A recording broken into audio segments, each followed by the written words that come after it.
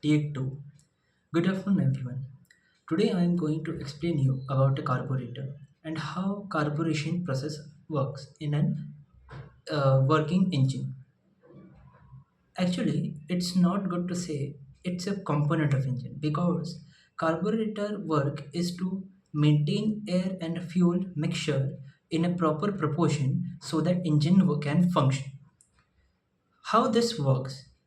Before that, we need to know why air and fuel mixture is so important for a proper combustion. See, if we take an example of an SI engine, hmm, SI engine, what it does, it takes petrol, liquid fuel, petrol, and air from the outside of the engine system, outside of the engine system from the atmosphere.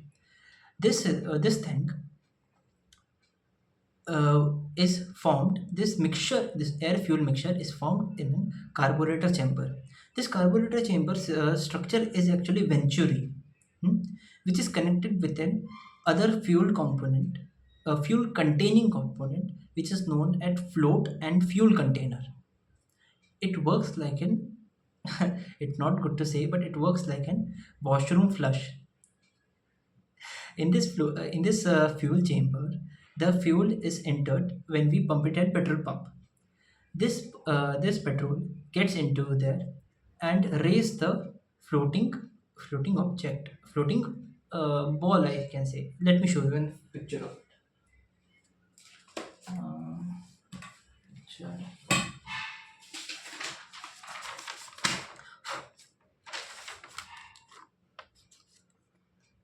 See right here.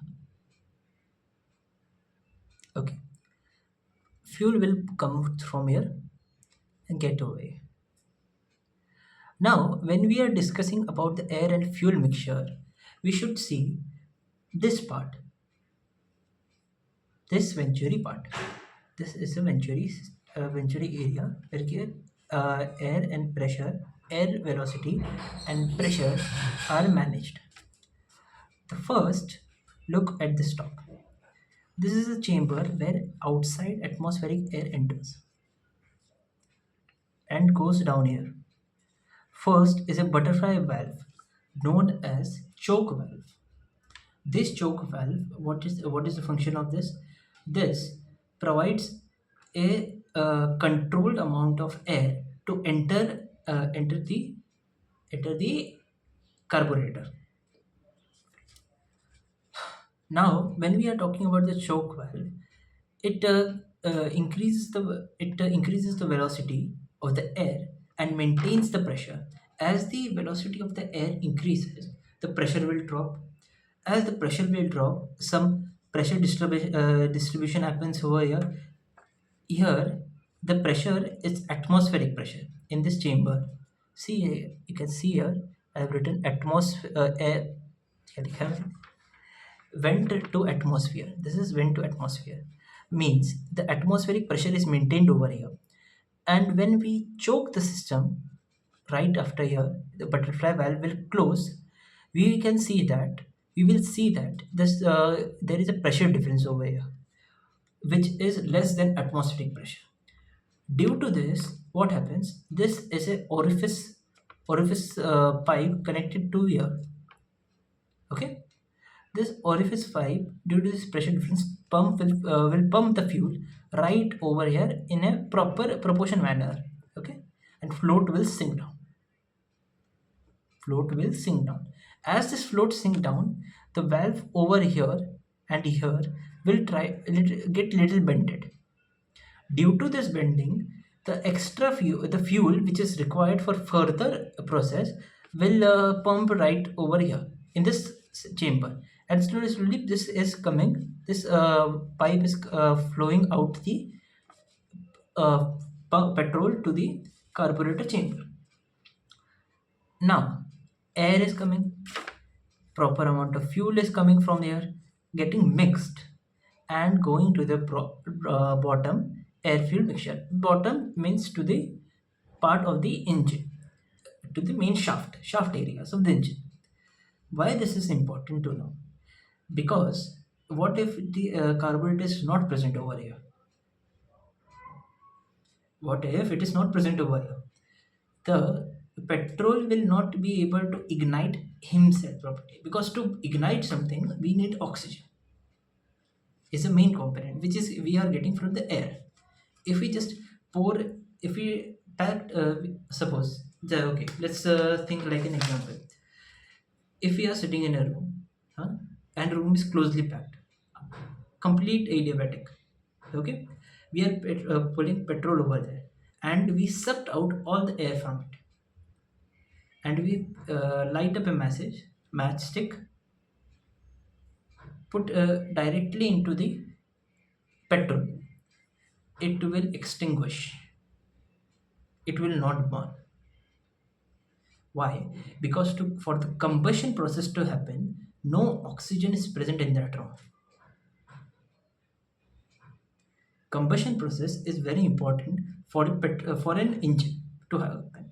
If there is no combustion, there is no exhaust, there is no intake, there is no exhaust, there is no compression stroke, nothing. The engine will not work. Engine will just stick there and fill up with the petrol, nothing else. So overcome this, we are using a carburetor which will provide proper air and fuel mixture outside of the engine. Now, coming right after the right till here. Now see, when this choking will happen, when the carburetor is completely choked, no air can pass through it. Why this happens? This choking happens when proper amount of air is already being provided to the carburetor. Velocity of the air is so much high that if we exceed much, it will lack the what you call it, proportion. It will lack the proportion. So what we do when this valve is choked, that is choked, air is still present over here. Pressure difference will drop. Air velocity is high. Pressure difference will drop. Okay. Now coming right after here, there is throttle valve. This manages the air fuel mixture passing through the engine. Okay, but we can see here this is idling, as we are not providing air directly to it, air velocity to it. Air velocity will slowly decrease, it will slowly decrease.